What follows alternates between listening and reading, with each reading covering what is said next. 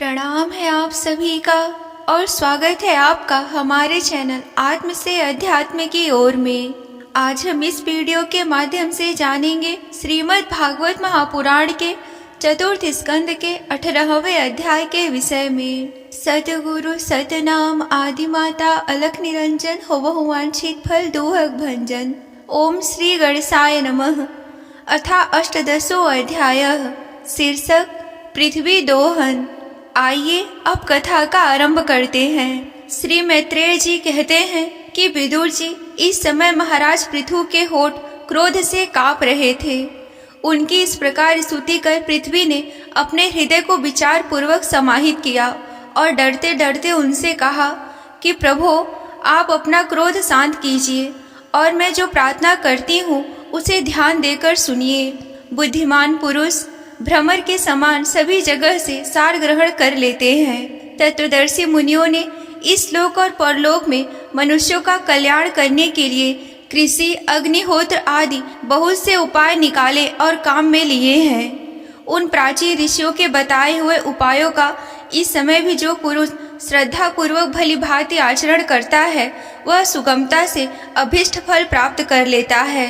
परंतु जो अज्ञानी पुरुष उनका अनादर करके अपने मन कल्पित उपायों का आश्रय लेते हैं, उसके सभी उपाय और प्रयत्न बार बार निष्फल हो जाते हैं। राजन, पूर्व काल में ब्रह्मा जी ने जिन धान्य आदि को उत्पन्न किया था, मैंने देखा कि यम नियम आदि व्रतों का पालन न करने वाले दुराचारी लोग ही उन्हें खाए जा रहे हैं। लोक रक्षक, आप राजा लोगों ने मेरा पालन और आदर करना छोड़ दिया है, इसीलिए सब लोग चोरों के समान हो गए हैं। इसी से यज्ञ के लिए औषधियाँ भी मैंने छिपा लिया है।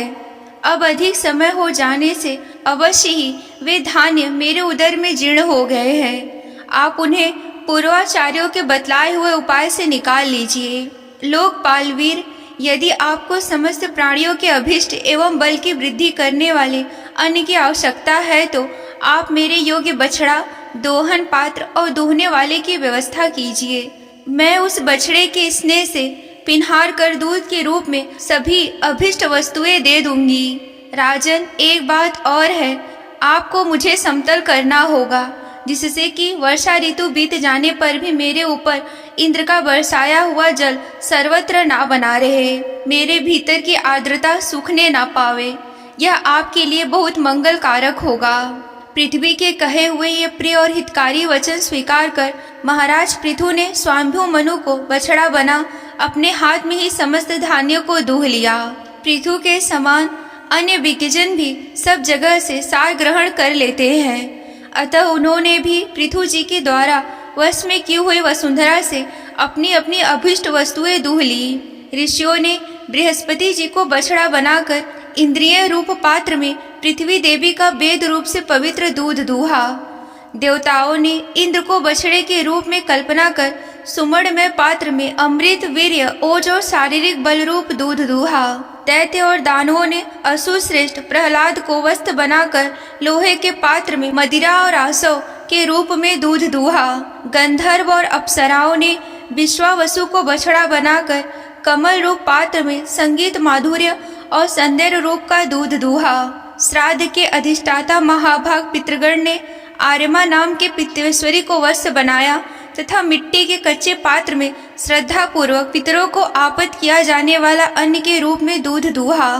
फिर कपिल देव जी को बछड़ा बनाकर आकाश रूप पात्र में सिद्धों ने अड़िमा आदि अष्ट सिद्धि और विद्याधरों ने आकाश गमन और विद्वाओं को दूहा। किम पुरुष आदि अन्य मायावियों ने मैं दानव को बछड़ा बनाया तथा अंतर ध्यान होना, विचित्र रूप धारण कर लेना आदि संकल्पमय मायाओं को दूध के रूप में दूहा। इस प्रकार यक्ष, राक्षस तथा भूत पिशाच आदि मांसाहारियों ने भूतनाथ रुद्र को बछड़ा बनाकर कपाल रूप पात्र में रुधिरा स्वरूप में दूध को दूहा। बिना फन वाले सांप, नाग और बिच्छू आदि विषैले जंतुओं ने तक्षकों को बछड़ा बनाकर मुख रूप के पात्र में विष रूप दूध को दूहा। पशुओं ने भगवान रुद्र के वाहन बैल को वन रूप पात्र में तीर्ण रूप से दूध को दूहा। बड़ी बड़ी दाढ़ों वालों मांस भक्षी जीवों ने सिंह रूप बछड़े के द्वारा अपने शरीर रूप पात्र में कच्चा मांस रूप दूध को दूहा तथा गरुड़ जी को वस्त्र बनाकर पक्षियों ने कीट पतंग आदि चर और फल आदि अचर पदार्थों को दूध के रूप में दूहा। वृक्षों ने वट को वस्त्र बनाकर अनेक प्रकार का रस रूप दूध को दूहा और पर्वतों ने हिमालय रूप बछड़े के द्वारा अपने शिखर रूप पात्रों में अनेक प्रकार की धातुओं को दूहा।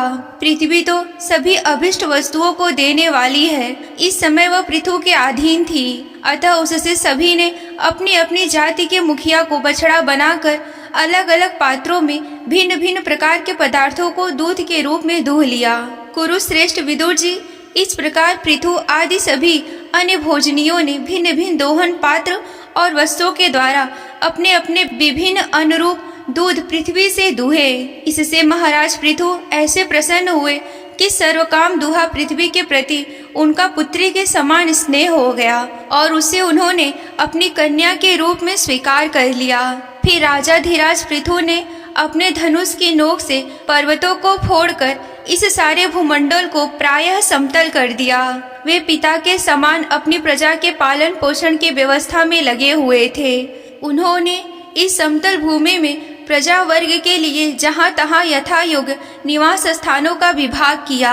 अनेकों गांव, कस्बे, नगर, दुर्ग, अहिरों की बस्ती, पशुओं के रहने के स्थान, छावनियाँ, खाने, किसानों के लिए गांव और पहाड़ों की तलहटी के गांव बसाए। महाराज पृथु से पहले इस पृथ्वी तल पर पुरग्राम आदि का विभाग नहीं था। सब लोग अपने अपने सुभिति के अनुसार बेखट के जहाँ तहाँ बस जाते थे। यहीं पर श्रीमद् भागवत महापुराण के चतुर्थ स्कंद का 18वां अध्याय समाप्त होता है।